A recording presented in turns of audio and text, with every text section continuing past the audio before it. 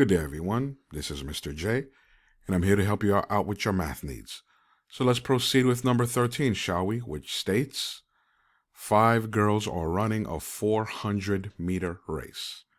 Their times are 56.1 seconds, 57.8 seconds, 59.3 seconds, 60.3 seconds, and 57.4 seconds.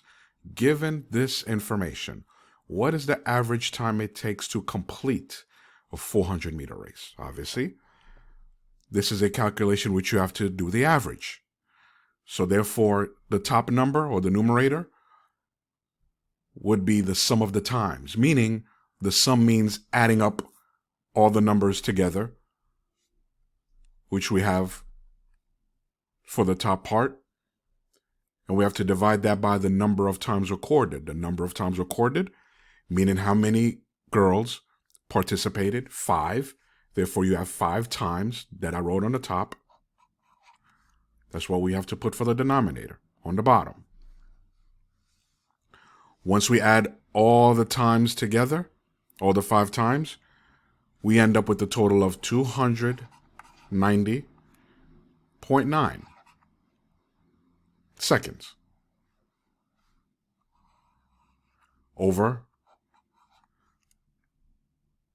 the amount of times that we added, which is 5. Obviously, when we do the calculation, we end up with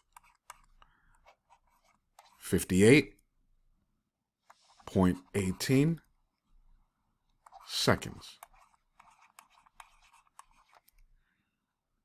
So the question asks you, given this information, what is the average time?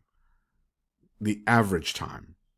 So the average time, which we've just done, is 290.9 divided by 5.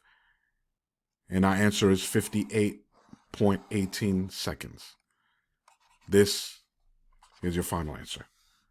Thank you very much for your time.